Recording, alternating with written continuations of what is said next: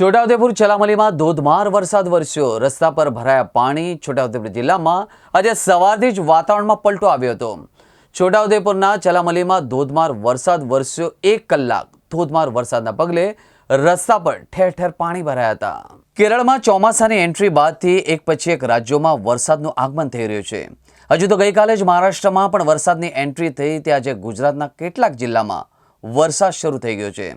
હવામાન વિભાગે હજુ ગઈકાલે જ આગાહી કરી હતી કે આગામી 5 દિવસ દક્ષિણ ગુજરાત, સૌરાષ્ટ્ર અને ઉત્તર ગુજરાતના અનેક ભાગોમાં વરસાદ પડવાની શક્યતા છે।